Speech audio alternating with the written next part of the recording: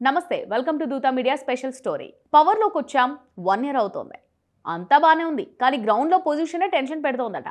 తెలంగాణలో కాంగ్రెస్ ప్రభుత్వం ఏర్పడి ఏడాదైంది. తమ ఏడాది పాలనలో చేపట్టిన అభివృద్ధి సంక్షేమ పథకాలను ప్రజలకు వివరించే లక్ష్యంతో భారీ కార్యక్రమాలతో పాటు 3 చోట్ల పెద్ద బహిరంగ సభలను ప్రభుత్వం నిర్వహించింది. విప్లవాత్మక ఊహకందని అభివృద్ధి కార్యక్రమాలు జరిగాయనే విషయాన్ని ప్రజల్లోకి తీసుకెళ్లేందుకు సిద్ధమైంది.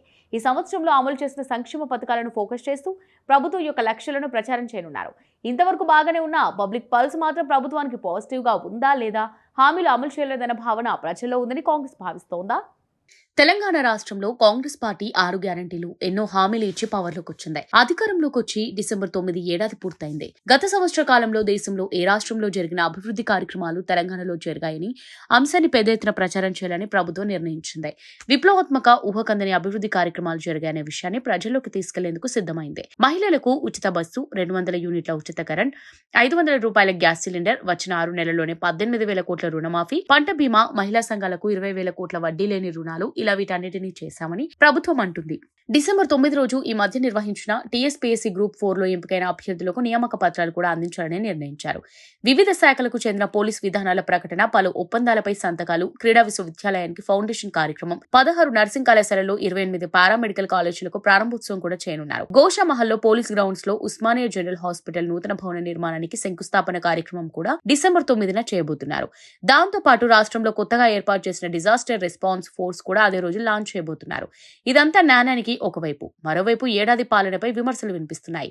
ఏది ఏమైనప్పటికీ గత 11 నెలల్లో కాంగ్రెస్ ప్రభుత్వం చేపట్టిన దాదాపు ప్రతి కార్యక్రమం తీవ్ర వ్యతిరేకతను ఎదుర్కొంది. అధికారంలోకి వచ్చిన వెంటనే తెలంగాణ తల్లి విగ్రహం, రాష్ట్ర చిహ్నంలో మార్పులు తీసుకొస్తామని కాంగ్రెస్ ప్రభుత్వం ప్రకటించింది. మార్పు చేయాల్సిన అవసరాన్ని పలువురు ప్రశ్నించడంతో వెంటనే ఒక వివాదం చెలరేగింది. దీని తర్వాత ముచ్చర్ల వద్ద ఫార్మా సిటీని రద్దు చేసి దాని స్థానంలో 10 ఫార్మా గ్రామాలను ప్రతిపాదించారు. అయితే సెప్టెంబర్లో హైకోర్టు ఈ ప్రాజెక్టుపై ప్రభుత్వ వివరణను కోరినప్పుడు న్యాయపరమైన సవాలు ఉన్నప్పటికీ ప్రాజెక్టు ఇంకా కొనసాగుతుందని రాష్ట్ర ప్రభుత్వం పేర్కొంది. ముఖ్యమంత్రి రేవంత్ రెడ్డి కొడంగల్ నియోజకవర్గంలోని రైతులతో పాటు పలువురు ఫార్మా గ్రామాలను వ్యతిరేకిస్తున్నారు. హైడ్రా ద్వారా సరస్సు ప్రాంతాల్లో, ఇతర ప్రదేశాల్లో అనధికారిక నిర్మాణాలను కూల్చివేయడం ప్రజలు అశాంతికి దారితీసింది.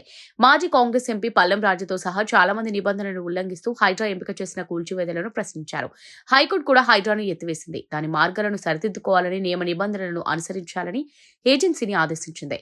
హైడ్రాతో పాటు Musi river front development project కూడా చిత్రంలోకి వచ్చింది. డీటెయిల్ ప్రాజెక్ట్ రిపోర్ట్ సిద్ధం కాకముందే రాష్ట్ర ప్రభుత్వం వివిధ ప్రాంతాల్లో ఇళ్లను గుర్తించి కూల్చివేసింది.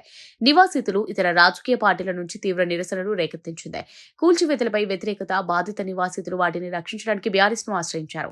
ప్రాజెక్టును ఉపసంహరించుకోవాలని రాష్ట్ర ప్రభుత్వాన్ని డిమాండ్ చేశారు. కాంగ్రెస్ ప్రభుత్వం కులగణనను ప్రారంభించినప్పటికీ సర్వేలో భాగంగా అడుగుతున్న ప్రశ్నలపై ప్రజలు అభ్యంతరాలు వ్యక్తం చేస్తున్నారు. చాలా మంది వ్యక్తులు వ్యక్తిగత వివరాలను కోరినందుకు ప్రభుత్వాన్ని తప్పుపడుతున్నారు. ప్రస్తుతం ఉన్న నెహ్రూ జువాలజికల్ పార్క్ తో పాటు నగర శివారులో కొత్త జూ పార్కును ఏర్పాటు చేయాలని మరో అనాలోచిత చర్య. ప్రాజెక్టును చేపట్టడంలో ఆర్థిక పరిమితులను పరిగణలోకి తీసుకుని ప్రభుత్వ ఉద్దేశాలపై అనేక ప్రశ్నలు లేవనెత్తింది ప్రతిపక్షం. ప్రభుత్వ నిర్ణయాన్ని గట్టిగా వ్యతిరేకిస్తూ కొత్త జూ పార్కును ఏర్పాటు చేయడం కంటే రాష్ట్రంలో కుట్టుపడిన ఆరోగ్య, విద్యా రంగాలపై ముఖ్యమంత్రి దృష్టి సారించాలని ఫోరం ఫర్ గుడ్ గవర్నెన్స్ కోరింది.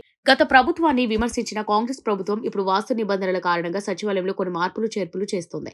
సచివాలయం ప్రధాన ద్వారానికి తాళాలు వేయడంతో మరికొన్ని మార్పులకు ప్లాన్ చేస్తున్నారు. ఈ మార్పులపై సచివాలయంలో మాజీ మంత్రి టి హరీష్ రావు ముఖ్యమంత్రిపై మండిపడ్డారు. చివరిగా తెలంగాణ అమరవీరుల స్మారక చిహ్నం ముందు సచివాలయం ఎదురుగా మాజీ ప్రధాని రాజీవ్ గాంధీ విగ్రహాన్ని స్థాపించడానికి కాంగ్రెస్ ప్రభుత్వం తీసుకున్న చర్య గాంధీ కుటుంబాన్ని కూడా ఆకట్టుకోలేకపోయింది. ఫలితంగా సెప్టెంబర్ 17న గాంధీ విగ్రహావిష్కరణ కార్యక్రమంలో గాంధీ కుటుంబ సభ్యులు ఎవరూ పాల్గొనలేదు. పార్టీ అధికారంలోకి రాగానే విగ్రహాన్ని మరో చోటికి మారుస్తామని బీఆర్ఎస్ కూడా ప్రకటించింది. ఇప్పటికే 22 లక్షల మంది రైతులకు 18,000 కోట్ల రుణాలు మాఫీ చేశామని, మరో 13,000 కోట్లు త్వరలోనే రైతుల ఖాతాల్లో జమ చేస్తామని ఇప్పటికే ప్రకటించారు. అంటే పూర్తిస్థాయి రుణమాఫీ చేయలేదని ప్రభుత్వమే ఒప్పుకున్నట్టు స్పష్టమవుతుంది. బీఆర్ఎస్ ప్రభుత్వం 2 విడతల్లో 10,000 రూపాయలను రైతు బంధు కింద ఇచ్చింది. కాంగ్రెస్ రైతు భరోసాగా హామీ ఇచ్చి అధికారంలోకి వస్తే 15,000 ఇస్తామని చెప్పింది. కానీ ఏడాది అవుతున్నా ఇవ్వడం లేదని విపక్షాలు విమర్శలు చేస్తున్నాయి. రైతులు కూడా వేయి కళ్లతో ఎదురు చూస్తున్నారు. ఇది వాళ్ళ special story. Keep watching Dootha media.